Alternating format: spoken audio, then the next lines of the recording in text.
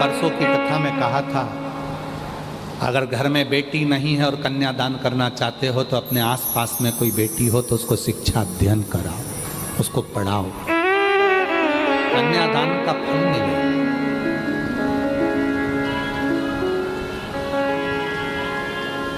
आशीर्वाद दो तरह का होता है, एक चरण छूकर लिया जाता है, दूसरा दिल छूकर लिया जाता है। चरण छूकर मिला वो अपनी जगह पर है, पर किसी का दिल तो छू। पराया दर्द जो अपनाए उसे इंसान कहते हैं, किसी के काम जो आए उसे इंसान कहते हैं। ये भारत की संस्कृति का, स्वयं खा लेना सुकृति है, छुड़ा कर खा लेना विकृति है, और बांट कर खाना ये मेरे भारत देश की संस्कृति है। ये मेरे भारत देश की संस्कृति है। जो मिला वो दिया, जो मिला। आप सब कौशल प्रदेश के हो, माँ कौशल्या जी की भूमि से हो, माँ कौशल्या जी के जन्मस्थली से हो। आप सब जानते होंगे कि जब माँ जानकी जी विवाह कर आई थी, कौशल्या जी ने एक फल दशरथ जी को दिया।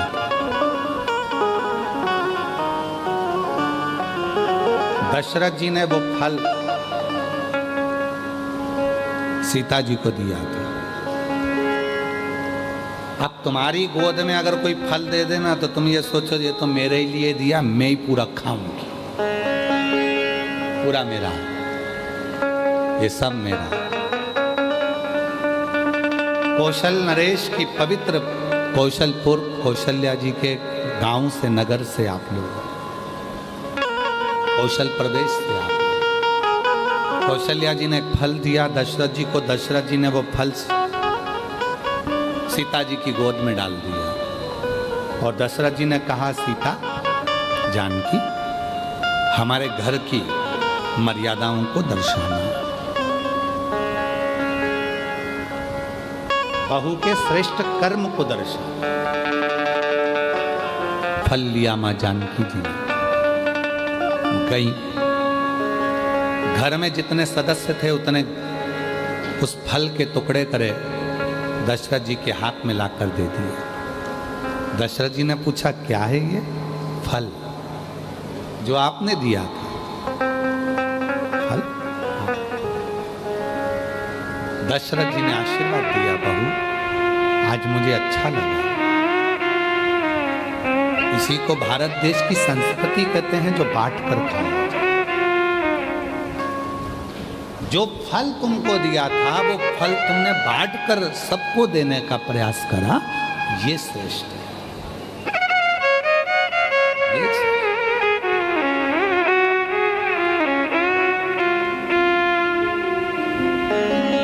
अब कहां रहे, कहां संस्कृति रह गई? नींद का भी अपना एक दौर है, नींद का अपना एक दौर है। नींद को समझने वाले समझ सकते हैं कि माता पिता जागें उससे पहले बेटों को जागना चाहिए, माँ बाप जागे उससे पहले बेटे को जागना चाहिए, माँ जागे उससे पहले बेटी को जागना चाहिए, गुरु जागे उससे पहले शिष्य को जागना चाहिए।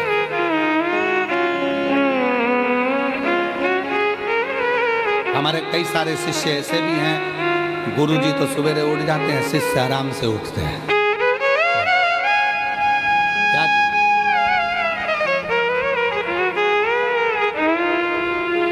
गुरु जागे उससे पहले शिष्य को जागना चाहिए, बाप जागे उससे पहले बेटे को जागना चाहिए, माँ जागे उससे पहले बेटी को जागना चाहिए, और सास ससुर जागे उससे पहले बहू को जागना चाहिए। पर अब नियम दूसरा हो गया, बेटा सोता है बाप जागता है, बेटी सोती है माँ जागती है, शिष्य सोते हैं गुरु जागता है, और बहू सोती है सास ससुर।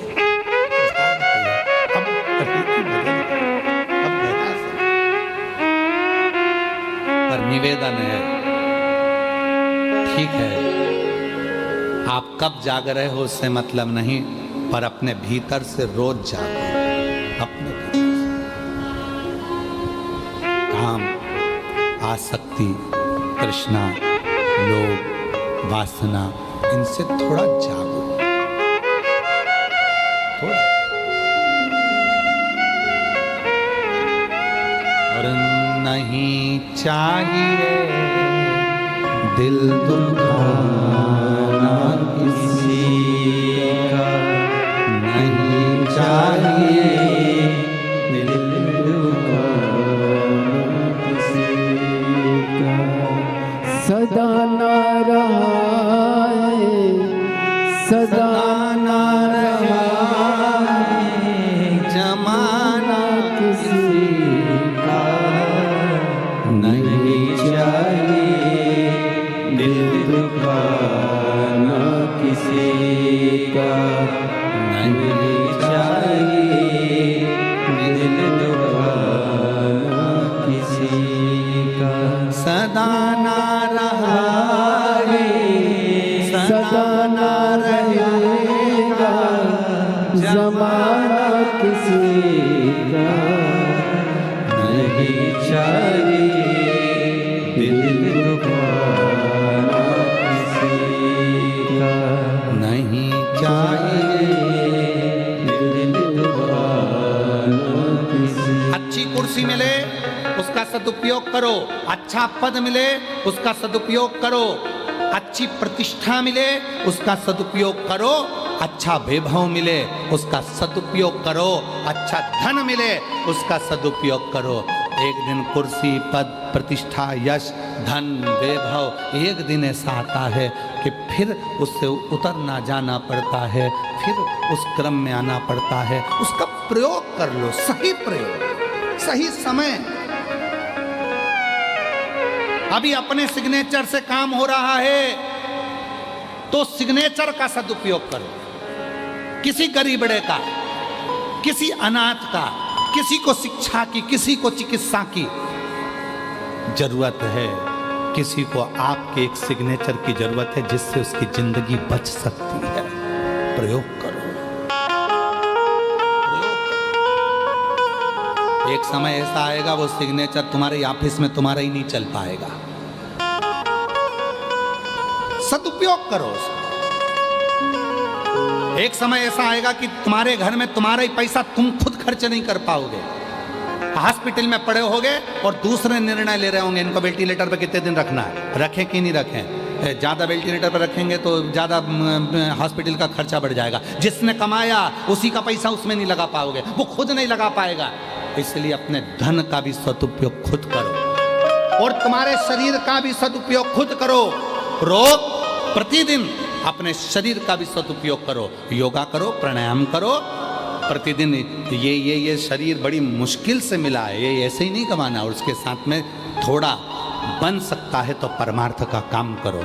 अपने को भगवान ने अच्छी शिक्षा दी है, 4-5 बच्चों को इकट्ठा करो अपने मोहल्ले के, उन बच्चों को शिक्षा अध्ययन कराओ, पढ़ाना सिखाओ। किसी को चिकित्सा की जरूरत है, कोई ले जाने वाला हॉस्पिटल नहीं है, हाथ पकड़कर उसको हॉस्पिटल लेकर जाओ। और फिर निवेदन करेंगे, तुम्हारा बुखार आएगा तो कोई भी हाथ पकड़ लेगा, चक्कर आएगा तो कोई भी हाथ पकड़ लेगा, पर जब समय का बुरा चक्कर आता है तो कोई हाथ पकड़ने वाला नहीं मिलता है। इसलिए उसका सदुपयोग करो, समय का सदुपयोग करो, शरीर का सदुपयोग करो, वैभव का सदुपयोग करो, धन का सदुपयोग करो। पर कई लोग तो ऐसे हैं कि अपने भूमि का भी सदुपयोग नहीं कर पाते। कई लोग कथा सुनने वाले अगर किसी की दुकान के सामने जाकर बैठ जाएं, किसी के होटले पर जाकर बैठ जाएं, कोई कथा सुनने वाला किसी के होटले पर जाकर बैठ जाए तो लोग नाराज हो जाते हैं, मेरे होटले पर बैठा है। दूसरे दिन वो लाएगा पानी डाल देगा, यहाँ कोई बैठेगा ही नहीं। होटले पर नहीं बैठने देते, तो विचार करिएगा। जो होटले पर बैठने नहीं दिए हैं वही एक दिन मर के भूत प्रेत बन जाते हैं और उनका फिर होटला बन जाता है। महाराज जी कह देते इनका होटला बना तो बड़े प्रेत है, जीवात्माएं घूम रही है, क्योंकि किसी को बैठने नहीं दी, कभी किसी को पानी नहीं दिया, कभी किसी को भोजन नहीं दिया, उसका होटला बन गया। तुम जाना रोड के किनारे पे बहुत सारे होटले बने दिखेंगे जिस पे होटलों पर लोग धूप बत्ती लगा रहे होंगे। होटले इन्होंने कभी जिंदगी में किसी को बैठने नहीं दिया तो इनका होटला बन गया।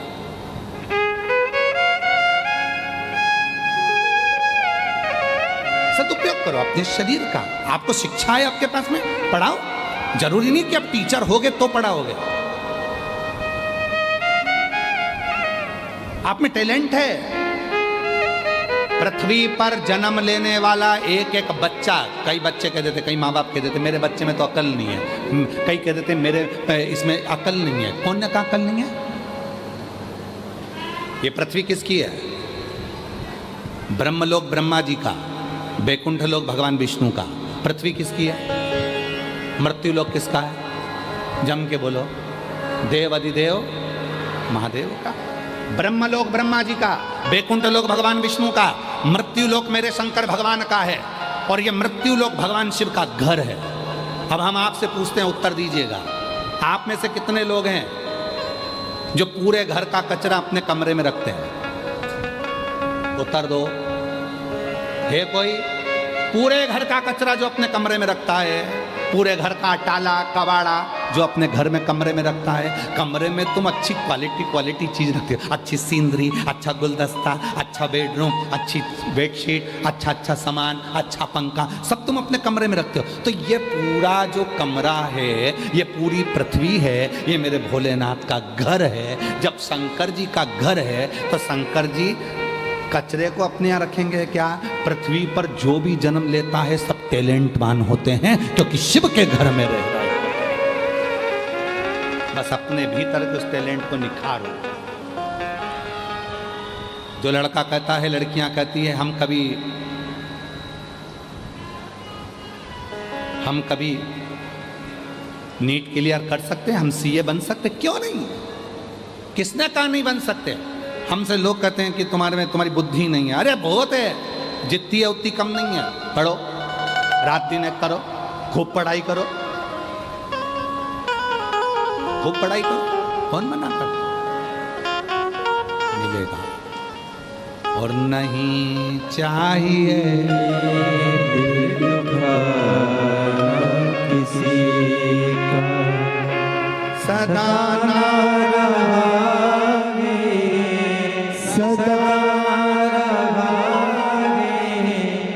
जमाना किसी का नहीं चाहिए, दिल दुखाना किसी का नहीं चाहिए, दिल दुखाना किसी।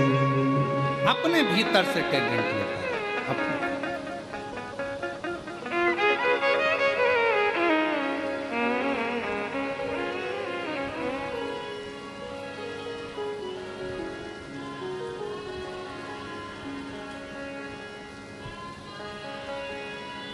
किसी ने बहुत अच्छी बात कही है। जिंदगी में इतने धोखे खाए हैं, जिंदगी में इतने धोखे खाए हैं, अब तो शहद भी उसी से खरीदता हूं जिसका मुंह सूजा हुआ होता है। मालूम तो पड़े कि मधुमक्खी का शहद लेकर आया है, अब तो शहद भी उसी से खरीदता हूं जिसका मुंह सूजा हुआ होता है। दिखता है कि शहद असली है, काटा है 2-4 जगह, काटा। मेरे शिव कथा कहती है, इसलिए शंकर की कथा कहती है, शिवपुराण कह रहे हैं। भगवान देवाधिदेव महादेव का चरित्र का हमारे शंकर जी का पवित्र चरित्र का।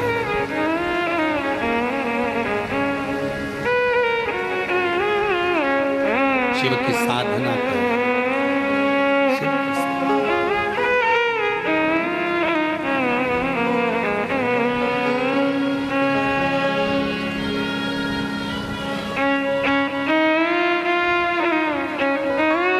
शिव की साधना, भगवान शंकर का भाव। श्री शिवाय नमस्तुभ्यं, श्री शिवाय नमस्तुभ्यं, श्री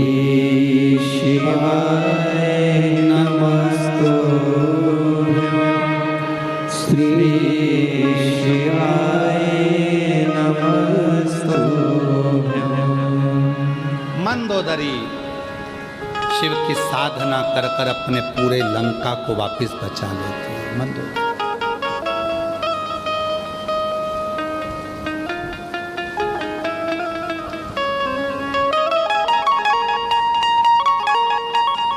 शिव साधना से एक स्त्री, एक नारी, एक बेटी, एक बहन, एक माँ अपने पूरे घर को बचाकर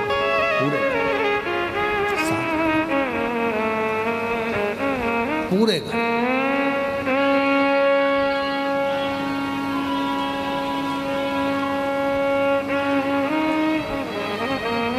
कई जेंट्स लोग कह देते हैं हम दिन भर दुकान पर बैठे रहते हैं, दिन भर काम करते हैं, ऑफिस में रहते हैं, दिन भर नौकरी करते हैं,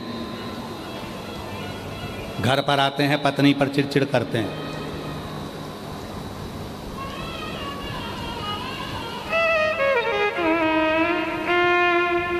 तुम वहां काम करते हो तो वो भी घर पर काम करती हो, वो भी करते।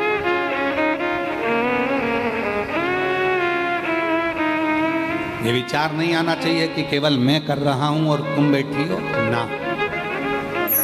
गाड़ी के दो चक्के हैं और दोनों चक्के पर गाड़ी चलती है, दोनों चक्के। कभी ये विचार अपने भीतर मत लाओ अहमता का, मैं कर रहा हूं, मैं करा रहा हूं। एक ऋषि हैं जिनके नाम से शिव जी का एक नाम है कफलेश्वर महादेव। ऋषि का नाम है कफलक ऋषि। बाबा जी, ऋषि का नाम कफलक ऋषि। उत्तराखंड की भूमि पर कफलक ऋषि तप करते थे। उनकी 3 धर्म पत्नियां थी। लोग कहते हैं 3 पत्नी का भाव बताया, पर ये 3 पत्नियों का भाव था श्रद्धा, विश्वास और समर्पण। लोग कहते हैं पत्नी थी, पर शास्त्र कहता है पत्नी नहीं, श्रद्धा थी, विश्वास था और समर्पण था। ये पत्नियां नहीं, समर्पण।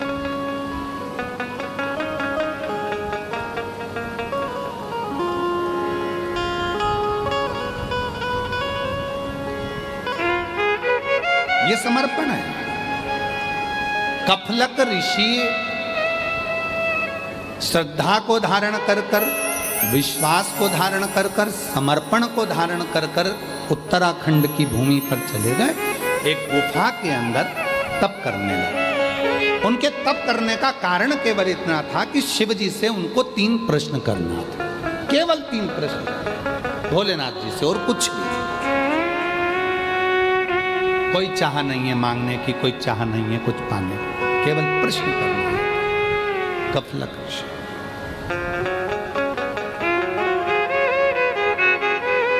तू आजा भोला जोगिया, शिव से केवल 3 प्रश्न मांगे।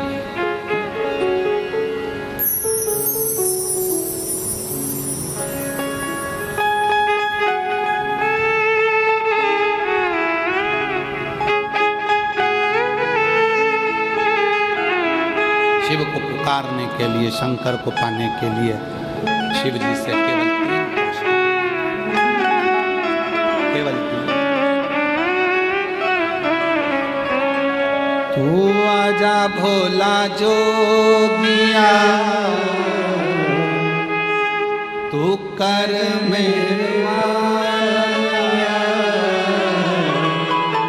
तू आजा भोले जोगिया,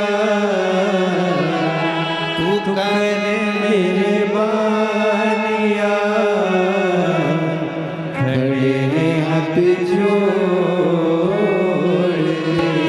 भोले जी तेरे नाम में, खड़े हाथ जोड़ के भोले जी तेरे नाम में।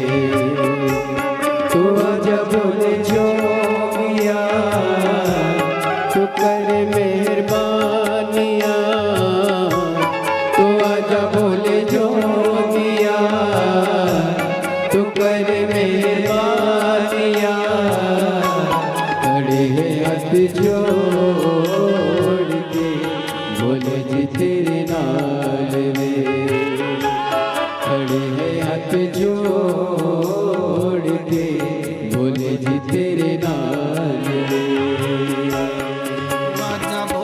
जोगिया तू कर मेहरबानिया तू आजा बोले जोगिया तू कर मेहरबानिया खड़े हाथ जोड़ के बोले जी तेरे नाल रे खड़े हाथ जोड़ के बोले जी तेरे नाल रे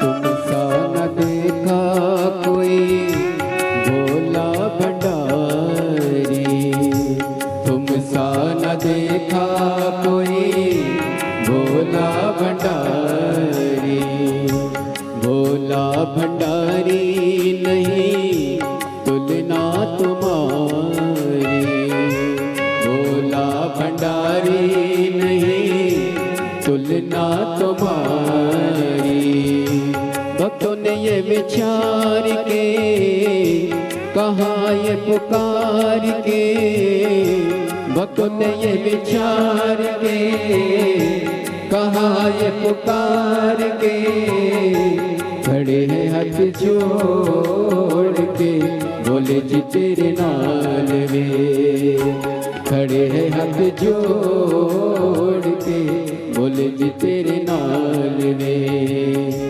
तू आजा बोले जोगिया तू कर मेहरबानिया तू आजा बोले जोगिया तू कर मेहरबानिया खड़े हाथ जोड़ के बोले जी तेरे नाल वे खड़े हैं हाथ जोड़ के बोले जी तेरे नाल वे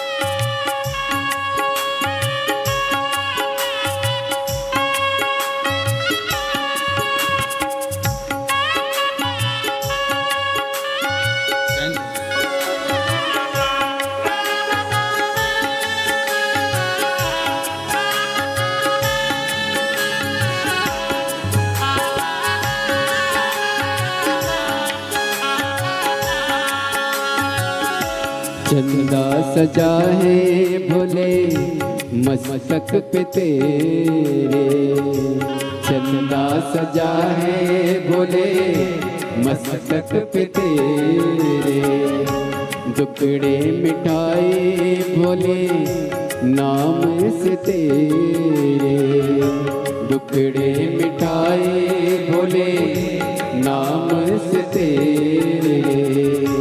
दीवाने भोलेनाथ के कुबेश्वर धाम के, दीवाने भोलेनाथ के कुबेश्वर धाम के, खड़े हैं हाथ जोड़ के भोले जी तेरे नाल वे। खड़े हैं हाथ जोड़ के भोले जी तेरे नाल वे। तू आजा भोले जोगिया तू कर मेहरबानिया, तू आजा भोले जोगिया तू कर मेहरबानिया। खड़े हैं हाथ जोड़ के भोले जी तेरे नाल वे। खड़े हैं हाथ जोड़ के भोले जी तेरे नाल वे। खड़े हैं हाथ जोड़ के भोले जी तेरे नाल वे।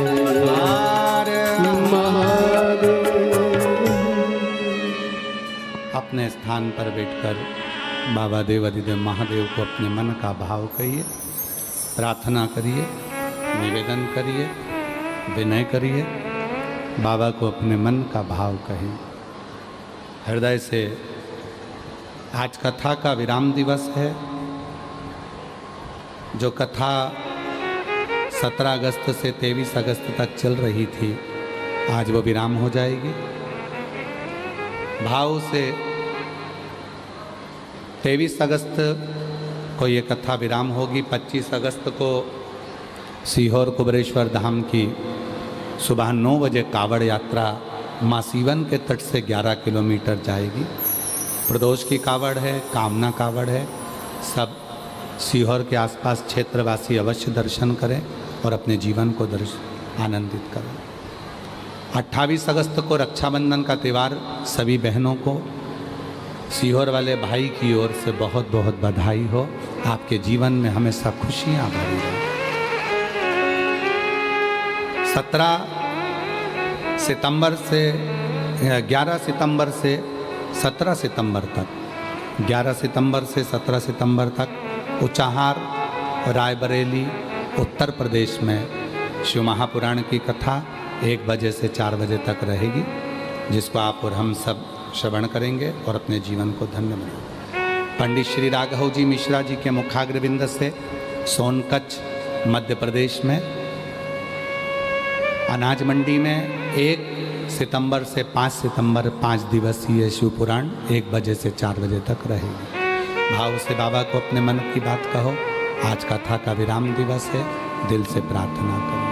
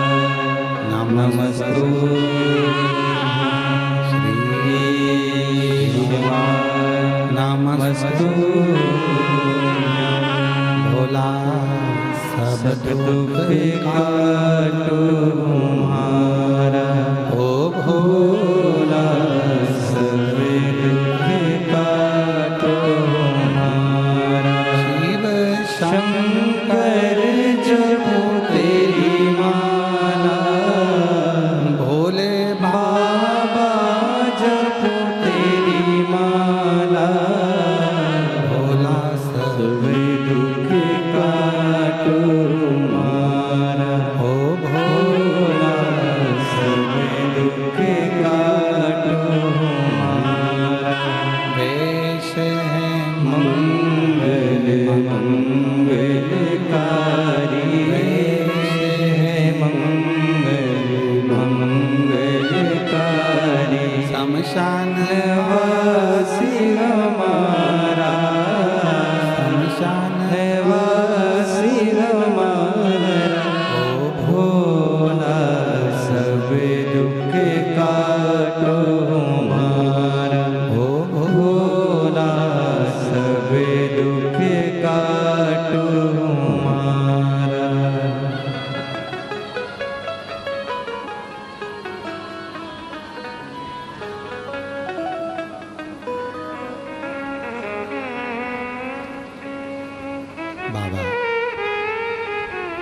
विश्वनाथ ओगड़दानी त्रिकालदर्शी कैलाशी अविनाशी भगवान शंकर की पवित्र कथा कर रहे हैं, शिव महापुराण की कथा वर्णन कर रही है, देवाधिदेव महादेव का पवित्र चरित्र कह रहा है, शिव पुराण कह रहे हैं।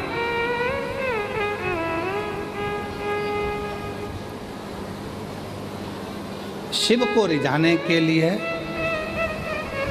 कोई कर्जा, कोई व्यर्थ की चर्चा नहीं। एक ऋषि का वर्णन किया, सुंदर कफलक ऋषि। बाबा का उत्तराखंड की भूमि पर बैठकर एक कंदरा में बैठकर तप कर, और तप करते प्राप्त करना है शिव को। शिव से कुछ प्रश्न है, केवल वही करना है और कुछ नहीं करना। मुझे कुछ चाहिए भी नहीं, कुछ नहीं चाहिए, केवल शिव से प्रश्न करना और कुछ। और जीवन में बहुत सुंदर प्रसंग है महाराज, अगर मौका लगे अपने जीवन काल में, अगर जब मौका लगे और कभी ऐसा योग बन जाए कि विश्वनाथ भगवान शिव ओघड़दानी त्रिकालदर्शी कैलाशी अविनाशी भगवान शंकर तुम्हारे सामने आ जाए, तो उससे मांगना कुछ मत, कुछ मत मांगना, बस इतना जरूर कहना कि आने में इतनी देर क्यों कर दे, क्यों इतनी देर,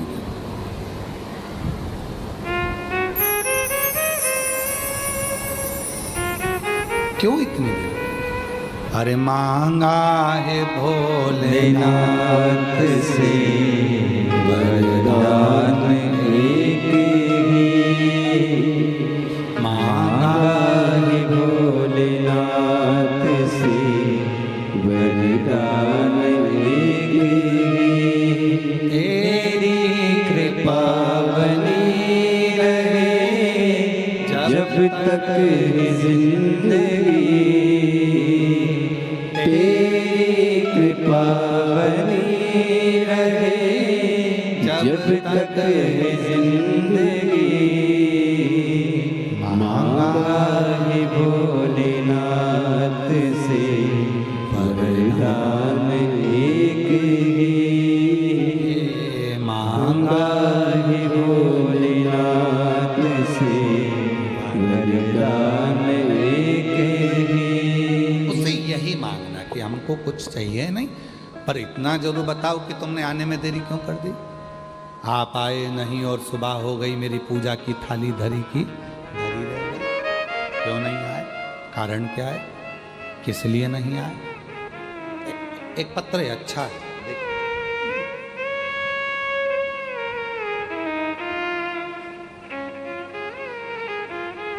जब हम मिले उससे कहा जाए, अच्छा पत्र।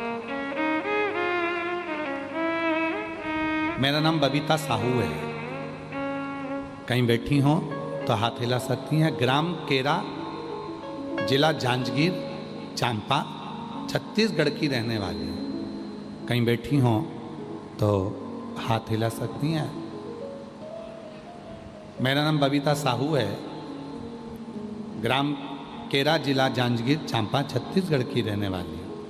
गुरुजी, एक लोटे जल और पशुपति व्रत की महिमा का मैं क्या वर्णन करूं। मेरा पति 15 साल से शराब पी रहे थे। गुरुजी, हम लोग बहुत परेशान रहते थे। तब मेरी सहेली ने आपकी कथा और पशुपति व्रत के बारे में बताया। हमारे बीच में छत्तीसगढ़ शासन के माननीय यशस्वी मुख्यमंत्री जी सपत्नी आए हैं। एक बार जोरदार ताली बजाकर उनके लिए साथी का। साथ में महाराज जी श्री राजीव लोचन महाराज जी भी आए हैं। साथ में शिवरी नारायण वाले महाराज जी भी आ जाए। एक बार जोरदार ताली बजाएं माननीय यशस्वी मुख्यमंत्री जी छत्तीसगढ़ शासन से, और हमारे बीच में पधारे हैं और बड़े सरल सहज माननीय प्रधानमंत्री जी श्री नरेंद्र भाई मोदी जी के साथ में गृह मंत्री श्री अमित शाह जी के साथ में कदम से कदम मिलाकर छत्तीसगढ़ की कमान को पूर्ण रूप से संभाले हुए। एक बार जोरदार ताली बजाकर साधुता करें।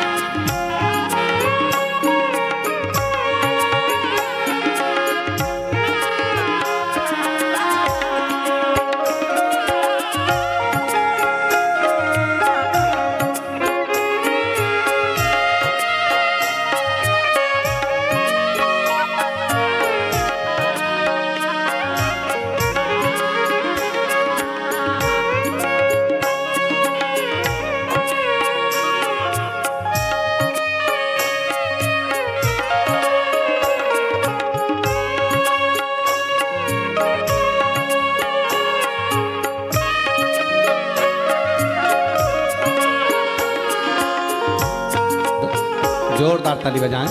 छत्तीसगढ़ शासन के माननीय यशस्वी मुख्यमंत्री जी हमारे बीच में श्री विष्णुदेव सहाय जी पधारे हैं और आज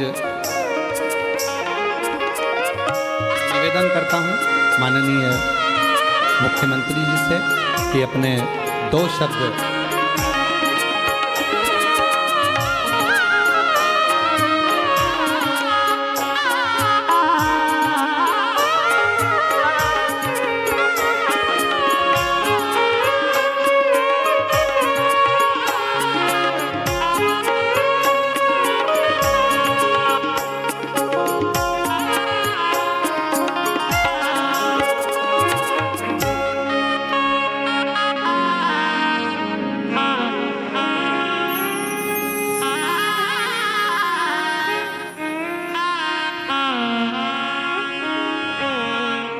बोलिए भगवान भोलेनाथ की, भगवान भोलेनाथ की, माता पार्वती की, माता पार्वती की। हर हर महादेव, हर हर महादेव। बड़ा सौभाग्य का विषय है कि माता कौशल्या की जन्मभूमि प्रभु श्री राम का ननिहाल छत्तीसगढ़ और ये इस्पात नगरी भिलाई की पावन भूमि में आयोजित शिव महापुराण कथा की अविरल धारा विगत 7 दिनों से यहाँ प्रवाहित हो रही है। मैं सबसे पहले व्यासपीठ को नमन करता हूँ और व्यासपीठ पर विराजमान सुप्रसिद्ध कथावाचक पंडित श्री प्रदीप मिश्रा जी, उनके चरणों में भी नमन करता हूँ। आज बड़ा सौभाग्य का विषय है कि आज शिव महापुराण कथा का ये समापन बेला है और अंत में आप सब लोगों का फिर से अभिनंदन स्वागत करते हुए व्यासपीठ को नमन करते हुए बाबा भोलेनाथ का आशीर्वाद हमेशा छत्तीसगढ़ के ऊपर में बना रहे, छत्तीसगढ़ में खुशहाली हो। मैं पूज्य कथावाचक श्री प्रदीप मिश्रा जी के चरणों में फिर से नमन करते हुए और इस भव्य आयोजन के लिए फिर से एक बार दया सिंह और उनकी पूरी टीम को भिलाई वासियों का बहुत बहुत धन्यवाद करते हुए अपनी बात समाप्त करता हूँ। बोलिए बाबा भोलेनाथ की, माता पार्वती की, हर हर महादेव। धन्यवाद। बहुत बहुत साधुवाद। माननीय छत्तीसगढ़ शासन के मुख्यमंत्री जी श्री विष्णुदेव सहाय जी, जिन्होंने सुंदर उद्बोधन में छत्तीसगढ़ शासन के कार्य का भी जनमानस को वर्णन किया। कहाँ कहाँ कैसे शिवलिंग विराजमान है उनका वर्णन किया, कहाँ मेरी माँ जगत जननी शक्ति के रूप में विराजमान है उनका वर्णन किया। और जो तीर्थ यात्रा जाती है मुख्यमंत्री तीर्थ यात्रा योजना के अंतर्गत, उसका वर्णन